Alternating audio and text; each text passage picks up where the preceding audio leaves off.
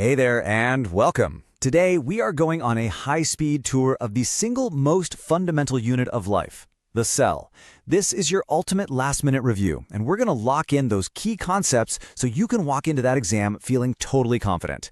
Let's do this. So I bet you've got a test coming up, right? And your head is just swimming with words like cytoplasm, endoplasmic reticulum, mitochondria.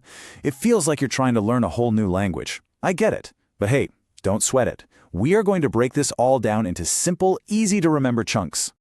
So here's our game plan for today. We'll start with the absolute basic blueprint of the cell. Then we'll put animal and plant cells head-to-head. After that, we'll take a tour of what I like to call the cell city to meet all the important organelles. We'll see how cells get special jobs, and then we'll wrap it all up with a final rapid-fire cheat sheet with the must-know facts for your test. All right, Section 1, the basic blueprint. Before we go anywhere else, we have to answer the most fundamental question of all. What exactly is a cell? Let's get this definition locked in. Okay, so this right here, this is the one definition you have to burn into your brain. The cell is the basic building block of every single living thing. We're talking everything from a tiny little amoeba all the way up to a giant blue whale. They are the smallest possible unit of life that can actually do all the things that life needs to do. Moving on to Section 2, animal versus plant cells. Now here's a pro tip for your test.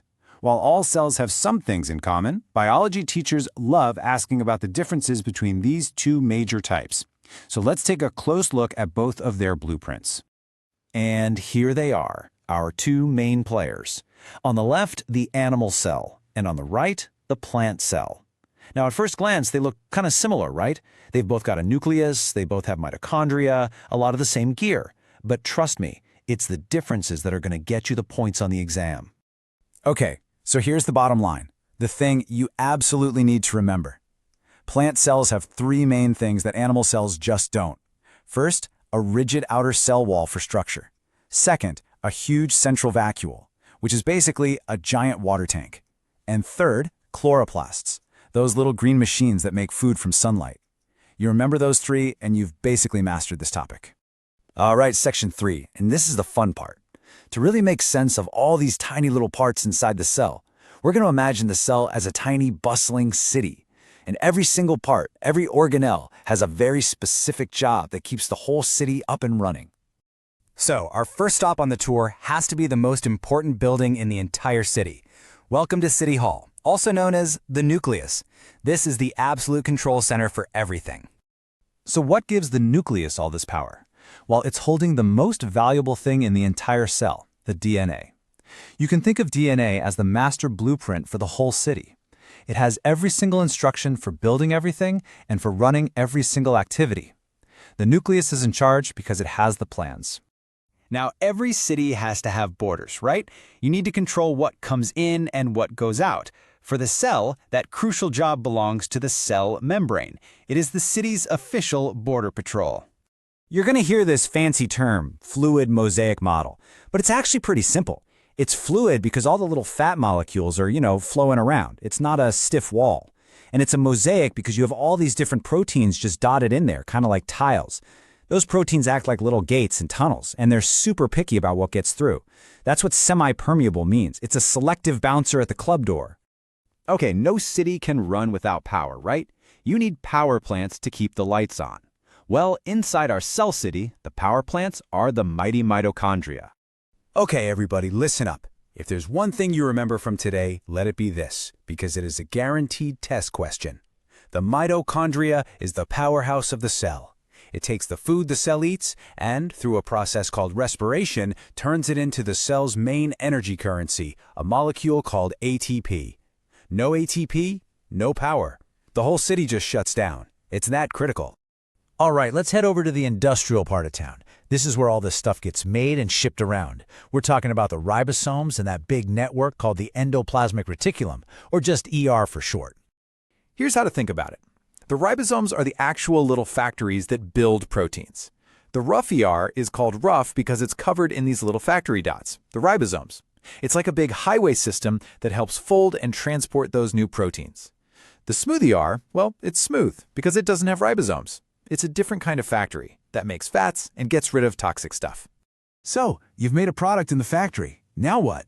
Well, it needs to be sorted, packaged up, and shipped to the right address. For that, we head to the city's main post office, the Golgi Apparatus. Think of it like an Amazon fulfillment center. The proteins arrive from the ER highway. The Golgi does some final quality checks, sorts them, and packs them into the right boxes, these little bubbles called vesicles. Then it slaps a shipping label on them and sends them off to exactly where they need to go.